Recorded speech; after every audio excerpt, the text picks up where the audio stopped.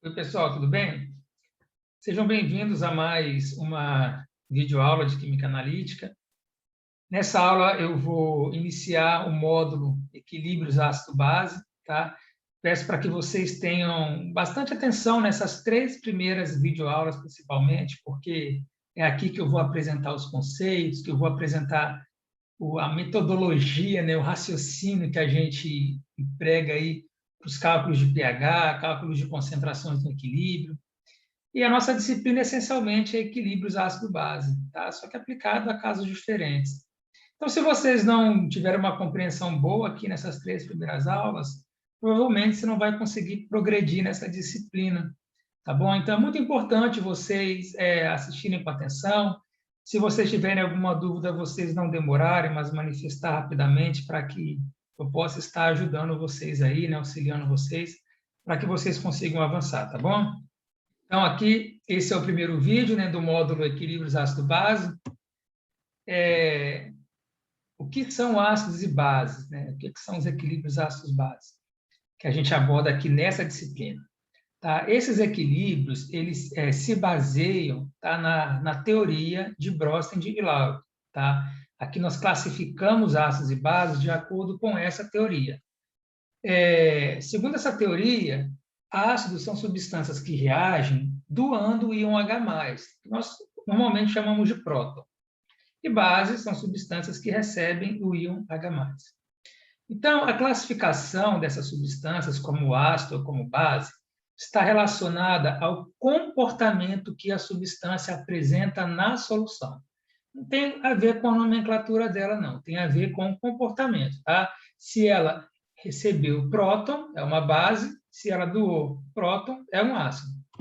Então, para ilustrar o equilíbrio ácido-base, aqui eu tenho, né, a reação, né, o equilíbrio, mostrando o que ocorre quando o ácido acético é colocado na água. Tá? O ácido acético é essa substância que tem essa fórmula aqui, né, o CH3CO2H. Ele tem um hidrogênio ionizável, tá? Um hidrogênio que sai ali facilmente dessa substância, tá? Formando o íon H+ em solução. Tá? Mas aqui a gente está considerando, né, o que acontece quando se mistura o ácido acético com a água, e a gente percebe, né, de acordo com esse equilíbrio, que o ácido acético ele doa um próton para a água, produzindo um acetato. Tá? Então, nesse caso, o ácido acético é classificado, né, de acordo com essa teoria, como um ácido, porque ele doa um próton. E a água é classificada como uma base, porque ela recebe o próton. Tá? E aí é formado nessa reação o acetato e o H3O+, que nós chamamos de íon hidrônio ou hidroxônio. Se eu considero a reação no sentido inverso, ou seja, da direita para a esquerda, o que ocorre, né? Ocorre que o acetato ele recebe um próton do íon H3O+, formando aqui o ácido acético. Tá bom? Nesse caso, então, considerando a reação no sentido inverso, o H3O+, né, o íon H3O+, é tido como um ácido, enquanto o acetato é tido como uma base. Tá certo? Então, aqui eu tenho uma reação, né, um equilíbrio, tá? Ácido-base, porque mostra ali uma reação ácido-base. Tá? A gente coloca aqui a seta dupla, né, para mostrar que o sistema está em equilíbrio. Tá? Bem, nessa teoria, né, de Bronsted e Lowry, é comum definir os pares ácido-base conjugados da reação.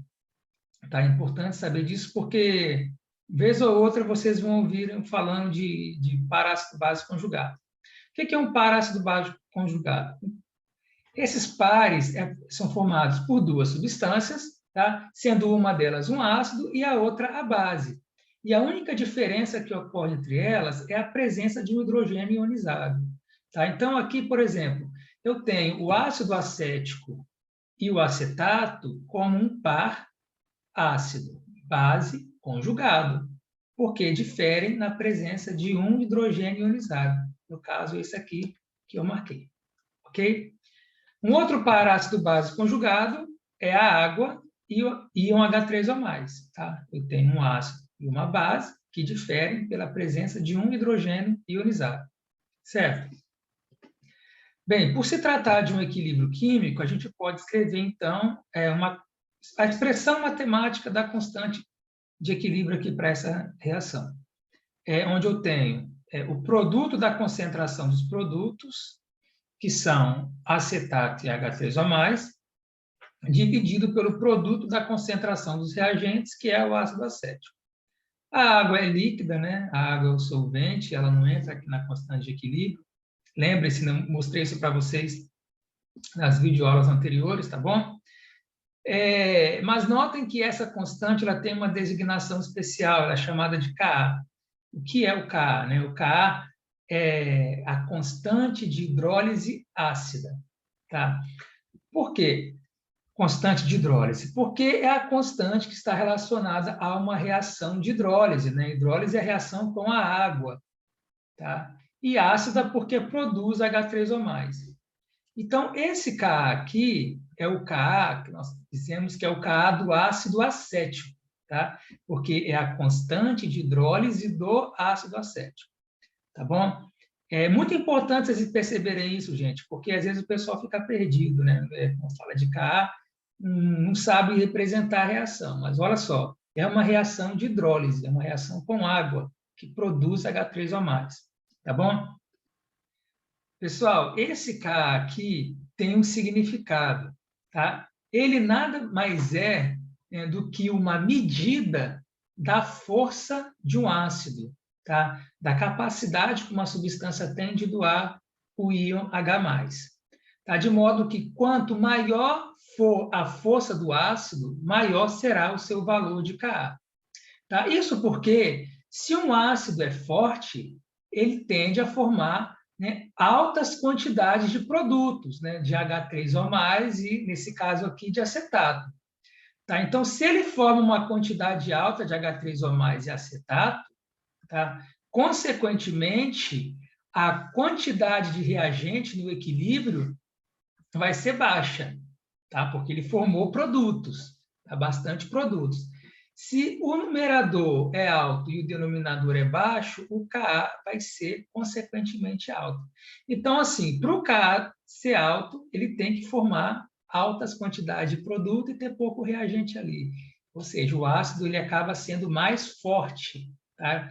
Se está formando produto, é porque ele doa ali o H+ ali com bastante facilidade. Tá? Então, aqui, ó, o Ka aumenta com o aumento da força de um ácido. Tá certo? Então, se eu comparar dois ácidos, um ácido A e um ácido B, e eu quero saber quem é o mais forte, basta olhar o valor do Ka. Aquele que tem um Ka mais alto é mais forte. É comum também, ao invés de se falar de Ka, né, se utilizar o pKa. O que é o pKa? O pKa é menos log da concentração de Ka, tá? Porque o P, aqui na química analítica, representa menos log, igual o pH, né? pH é menos log de H+, tá? Então, representa isso aí. Só que para o pKa é diferente, tá, gente? Porque, o que eu acabei de dizer, quanto maior o Ka, maior a força do ácido. Para o pKa é o contrário. Quanto menor o pKa, maior a força do ácido. Tá? Porque a relação entre pKa e o Ka tem aqui um logaritmo negativo, de modo que quanto maior for o Ka, menor é o pKa. Tá? Por isso que o comportamento é inverso. Então, o pKa diminui com o aumento da força do ácido, tá? Se eu estiver comparando vários ácidos aí. Outro equilíbrio aqui é o equilíbrio de hidrólise da amônia, tá? Para ilustrar um equilíbrio ácido-base. Observem que eu tenho aqui a amônia reagindo com a água, produzindo o íon amônio. O que eu posso concluir? Eu posso concluir que a amônia ela retirou um próton da água, ela recebeu um próton da água. Ou seja, a amônia é uma base, porque recebe o próton. E a água é um ácido, porque doa um próton. E quando a água doa o próton, ela produz o íon H-. Tá bom? Agora, se eu considero no sentido inverso, a reação no sentido inverso, ou seja, da direita para a esquerda, eu tenho o íon amônio doando próton para o OH-. Então, ele é um ácido. Como o H- recebe o próton, ele é uma base.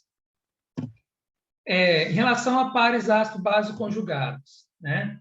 Aqui, ó, eu tenho como um par ácido-base conjugado o íon amônio, que é um ácido, e a amônia, que é uma base, tá? Par ácido-base conjugado. Difere aqui pela presença de um hidrogênio ionizável, tá? A única diferença entre eles.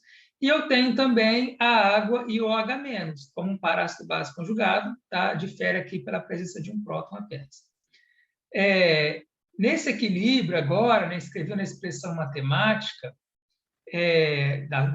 da constante de equilíbrio, eu tenho o Kb igual à concentração de NH4+, vezes OH-, dividido por NH3. Eu chamo de Kb, né, nós chamamos, né, de Kb aqui na analítica, e também em outros livros textos também, né, que esse Kb aqui é uma constante de hidrólise básica. Tá? Notem aqui, eu tenho uma reação com a água.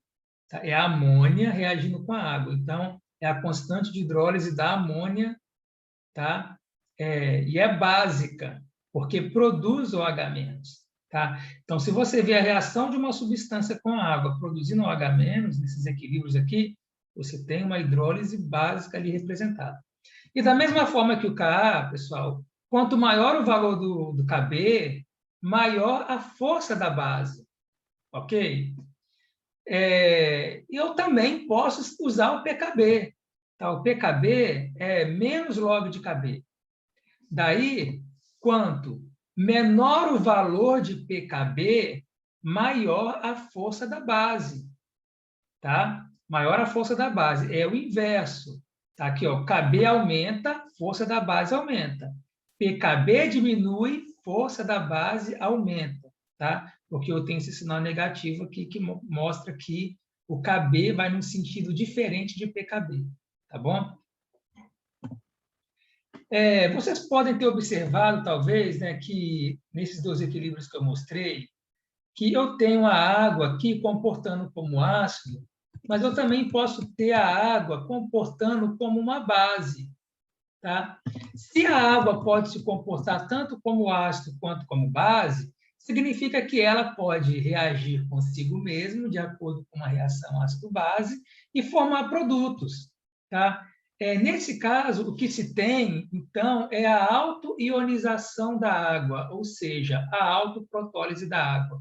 É a água reagindo consigo mesma, né, produzindo, formando produtos. E nesse caso, o que nós temos? Né? Aqui eu tenho representado a reação de autoprotólise da água, né? O equilíbrio de autoprotólise da água. Então, uma molécula de água doa um próton para uma outra molécula, produzindo H3O+, e OH-.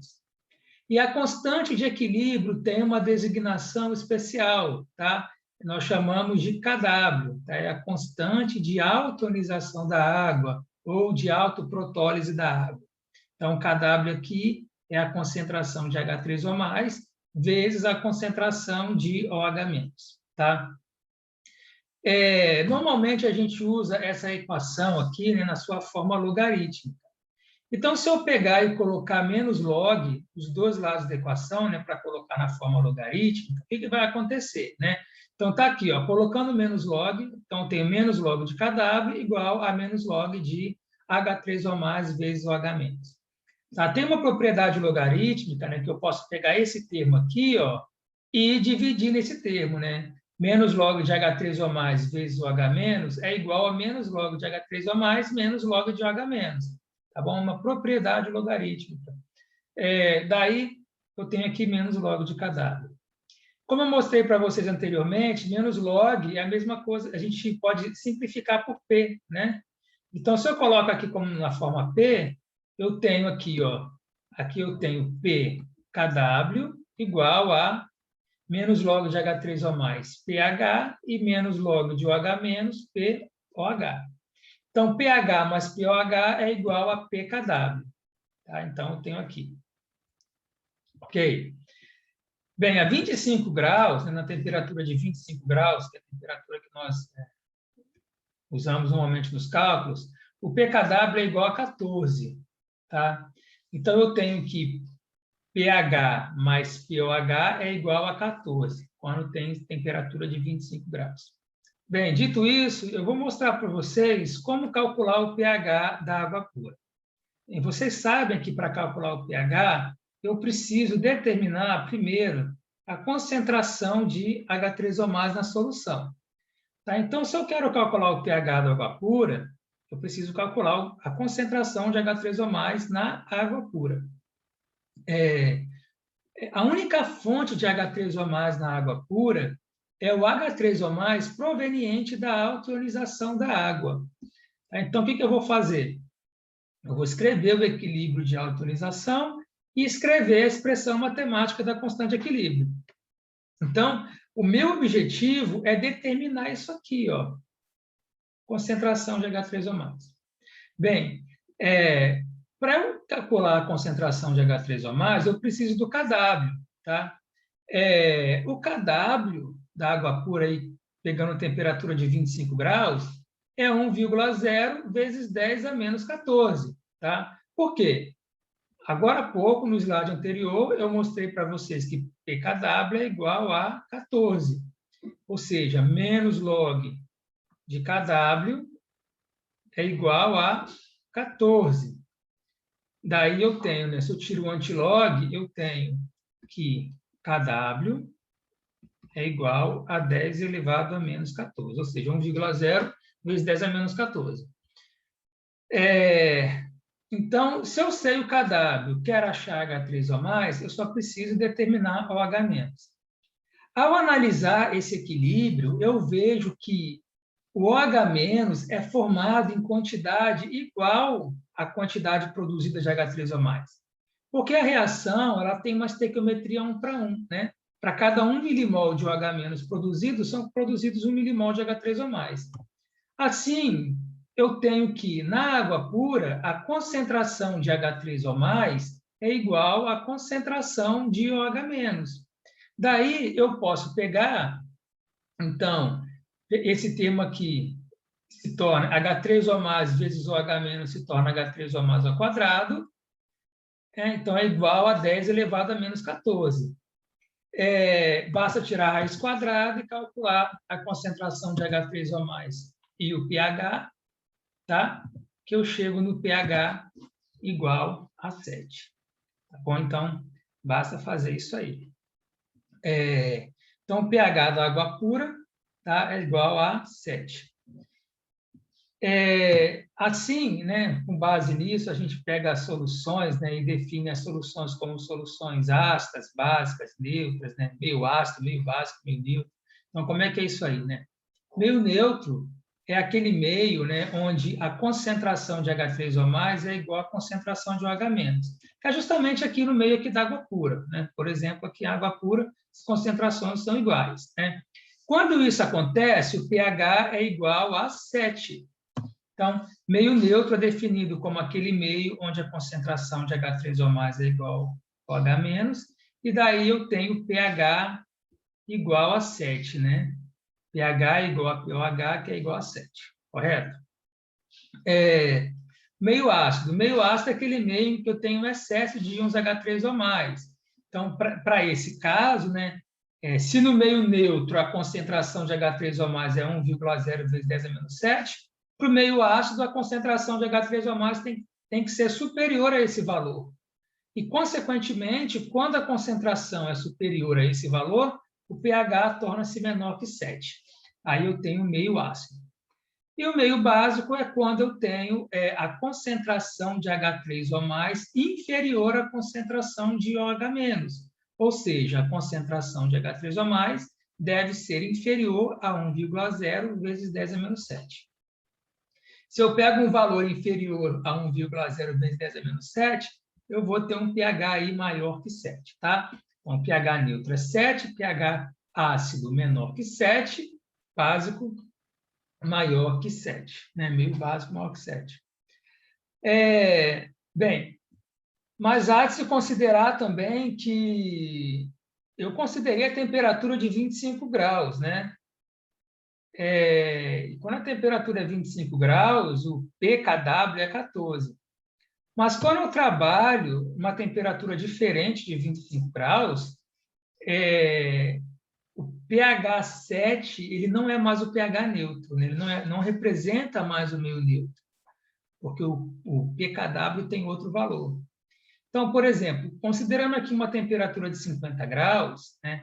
Nessa temperatura, o pKw ele não é mais 14, ele é 13,26. Então, se eu aplico, né, esse raciocínio que eu apliquei aqui para o cálculo do pH da água pura, mas considerando pKw como sendo 13,26, ou seja, kW é igual a 10 elevado a menos 13,26, né? Aqui, ó, 10 elevado a menos 13,26, no final, a concentração de H3O+, não vai ser mais 7. Faça um cálculo aí e vê quanto que dá, né? 7 não, 1,0 vezes 10 é menos 7. Né? Não vai ser mais esse valor. E o pH não vai ser mais 7. Tá bom? Tentem calcular aí. Então, nesse caso, o que vai acontecer? Né? Pegando a temperatura de 50 graus, a concentração de H3O+, que é igual à concentração de OH-, né, na água pura, é 2,3 vezes 10 a menos 7 mol por litro. Tá? E se eu tiro menos log disso para calcular o pH vai dar 6,63. Tá bom? 6,63. Ou seja, o pH neutro agora, o meio neutro, é pH 6,63. Tá? E aí, isso aí vai extrapolando, né, para meio ácido, meio básico, né? O meio ácido, a concentração de H3O+ é maior que OH-, né? Isso aqui continua valendo, né? Meio básico, H3O+ é menor que OH-, tá? É isso que define o meio, tá? A comparação da concentração de H3O+ com OH-, se elas são iguais, meio neutro, H3O+ maior, meio ácido, H3O+ menor, meio básico. Tá? E, consequentemente, o meio ácido passa a se tornar, né, ocorrer em pH menor que 6,63 e o meio básico em pH maior que 6,63. Tá bom? Assim, na prática, né, a gente tem uns medidores de pH que eles já corrigem pH da solução, eles já compensam o efeito da temperatura. A verdade é essa. Então, mesmo que a temperatura seja diferente da temperatura de 25 graus, né, alguns equipamentos, alguns instrumentos, eles já corrigem o pH, né, para aquela temperatura. Então, você acaba garantindo, na prática, um pH 7 para água pura. Tá? Qualquer que seja a temperatura, lógico, dentro da faixa de trabalho ali do equipamento, tá bom? Bem, agora eu quero falar para vocês da relação que existe entre o Ka e o Kb. Olha só, eu mostrei para vocês que o ácido acético é um ácido fraco, tá? Ele tem um Ka associado a ele. Tá? Quando ele hidrolisa, ele produz, né, esse ácido aqui, produz o acetato, que, como nós vimos, tem um caráter básico, né? Ele tem um caráter básico. No equilíbrio ácido-base, né, de Bronsted de Lowry que eu mostrei lá, era uma base, tá? Ou seja, ele tem um Kb associado a ele, né? Se é uma base, ele tem um Kb associado. Eu quero mostrar para vocês qual é a relação que existe entre o Ka e o Kb, tá? De um par ácido-base conjugado, tá? Isso é importante, tá? Estou mostrando a relação entre Ka e Kb de um par ácido-base conjugado. Então, se eu quero mostrar a relação entre Ka e Kb, eu vou escrever o equilíbrio de hidrólise ácida desse ácido e o equilíbrio de hidrólise básica dessa base. Então, aqui estão os equilíbrios de hidrólise das duas substâncias, né, do ácido acético e do acetato. Então, aqui tem o Ka, que está associado a esse equilíbrio, e o Kb associado a esse equilíbrio aqui. Bem, como é que eu vou estabelecer a relação, né? Para isso, Basta somar essas duas reações químicas. Tá? Como que é isso aí, né? Como é que a gente soma? Quando a gente faz uma soma de uma reação, a gente pega aqui todo mundo que tem do lado dos reagentes, né? Todo mundo que tem do lado dos produtos, separado, e aí analisa, tá? Da seguinte maneira, eu tenho algum produto semelhante a um dos reagentes dessa reação, né? Aí, se observar, eu tenho um ácido acético aqui e um ácido acético aqui. Então, eu corto ácido acético com ácido acético. Porque se ele está no lado dos reagentes e no lado dos produtos, né? Aí ali na reação global, então, na verdade, não aconteceu nada com ele, né? Quando divide reação, não aconteceu nada com ele. Então, ele pode ser ali desconsiderado, né, nessa reação. A verdade é essa. E aqui eu tenho acetato no lado dos reagentes e no lado dos produtos. Então, eu também posso cortar, tá bom? Se eu faço isso agora e vejo quem é que sobra, eu vejo que sobrou 2 moléculas de água, um de H3O+, e um de OH-. Ou seja, essa é a reação resultante dessas duas reações. Nós chamamos de reação global. Tá? É consequência da soma dessas duas reações. E como qualquer reação, né, de equilíbrio, né, eu tenho uma constante de equilíbrio que eu posso definir aqui, né? A constante de equilíbrio dessa reação é chamada de K. Tá? Vou colocar aqui como K inicialmente. Bem, tem uma propriedade termodinâmica onde a constante de equilíbrio de uma reação global é o produto das constantes de equilíbrio das reações intermediárias. Ou seja, a constante de equilíbrio dessa reação é o Ka vezes o Kb. Tá? É o produto das constantes de equilíbrio das reações intermediárias. Então, essa constante aqui tem esse valor, Ka vezes Kb. Tá? Gente, esses valores eu não falei para vocês, tá? Mas os valores de Ka e de Kb, eles são tabelados. Tá bom? Eles são tabelados. Mas olha só, tem uma coisa interessante. Se eu olho para esse equilíbrio aqui, eu vejo justamente o equilíbrio de autonização da água. O que isso quer dizer? Isso quer dizer que esse K aqui, na verdade, né, ele é o KW, tá? Ele é o KW. Daí eu tenho que KW é igual a KA vezes KB, tá? Aqui, deixa eu apagar, eu coloquei aqui, ó. Então, eu tenho K, que é igual a KA vezes KB, e essa reação global aqui é KW, tá? A constante dela. Então, KW é KA vezes KB. Então, aí está a relação, pessoal. O que ela me diz? Sabendo que KW é 10 a menos 14, né, 25 graus, tá? Aí que eu vou tirar essa parte aqui, né? Que é só uma igualdade. O que acontece? Se eu tiver uma substância, né, um ácido com um K alto, o Kb dele vai ser mais baixo, né? Ele tende a um valor menor. Por quê? Né? Porque esse produto aqui de K vezes Kb tem que dar 10 a menos 14. Se o K for muito alto, o Kb tem que ser muito baixo para compensar esse aumento, né? Esse valor alto. O que isso quer dizer, gente? Que quanto maior a força de um ácido, né? Lembrem-se que Ka está associado à força. Então, quanto maior a força de um ácido, menor é a força da sua base conjugada. Tá bom? Menor vai ser a força. Ou seja, se esse ácido aqui, né? Quanto mais forte for esse ácido, mais fraca será a sua base conjugada. E isso faz sentido, pessoal, porque olha só, se um ácido é forte, quer dizer que ele quer doar muito aquele próton.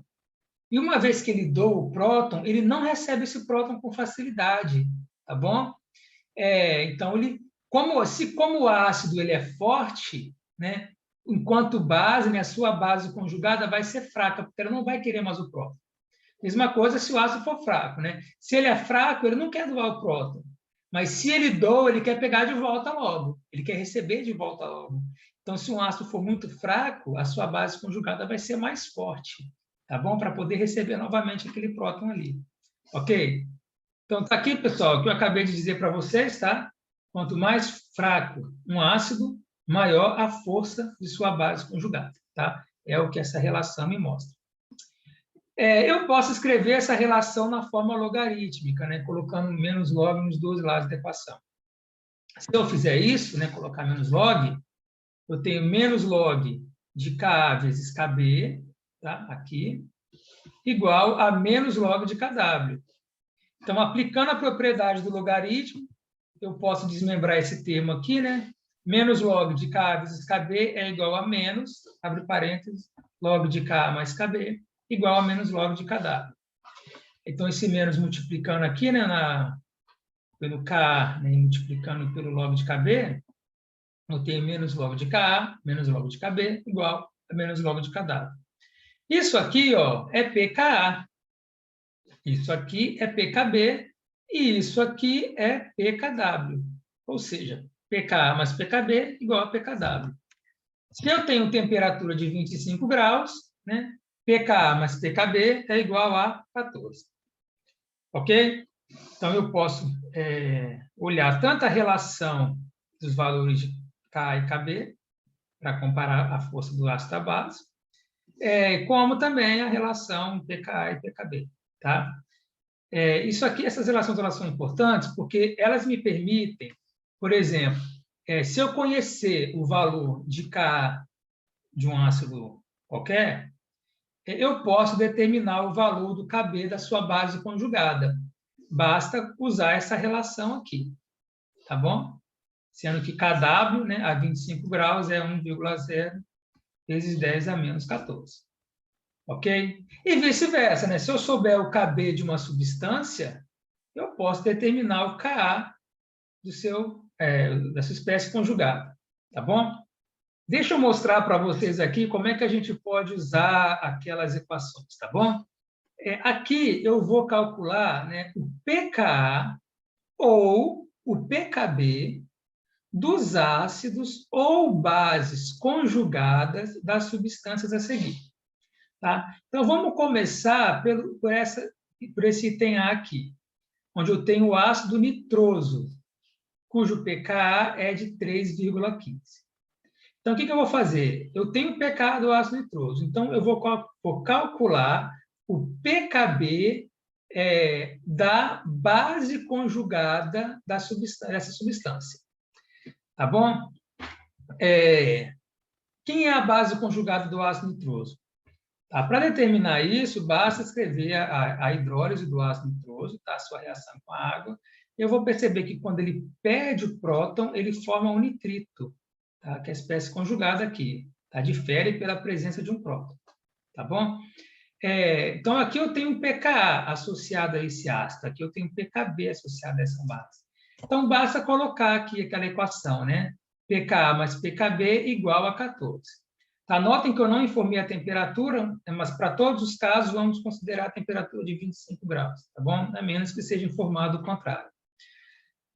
Então, se o pKa é 3,15, basta substituir nessa equação, tá? pKa por 3,15, que aí a gente consegue calcular o pKb, que dá 10,85, ok? O item B. No item B, eu vou calcular o pKa, tá? Do ácido conjugado da amônia. Aqui, vejam que eu tenho a amônia, que é uma substância de caráter básico, tá? Ele tem uma espécie conjugada, que é um ácido. Tá? E eu quero o pKa desse ácido. Como é que eu faço para determinar esse ácido? Basta hidrolisar, né, a amônia, faz ela reagir com a água, que a gente percebe que ele forma o íon amônio. Então, isso aqui, ó, é a base, isso aqui é o ácido. Tá bom? Então, vamos calcular o pKa desse ácido aqui. Bem, eu tenho o Kb da amônia. Se eu quiser usar essa relação como eu usei aqui, eu preciso do valor do pKb da amônia. Então, o pKb da amônia é menos log de Kb.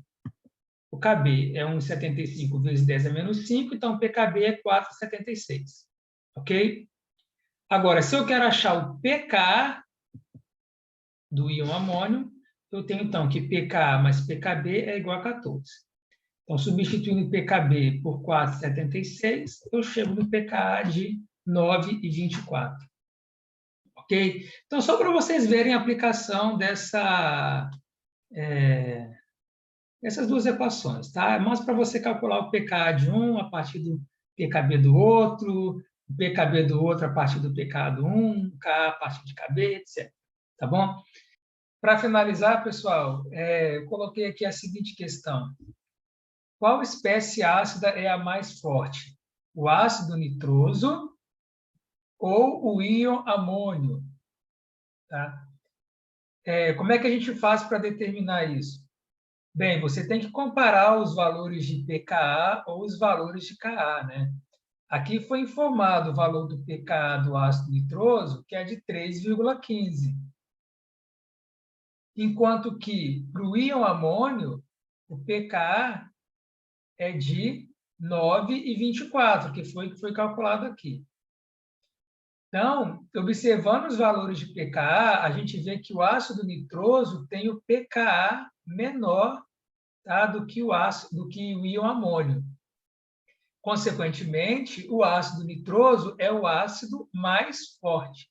Tá? Como eu mostrei para vocês anteriormente, né? Quanto menor o valor do pKa, maior é a acidez. Eita, não ficou legal aqui, né? Maior é a acidez. Tá bom? Então, pessoal, até o momento isso é tudo, tá? Até a nossa próxima videoaula, tá? E não deixem de colocar as dúvidas de vocês nos comentários ali no fórum da disciplina, tá bom? Um abraço.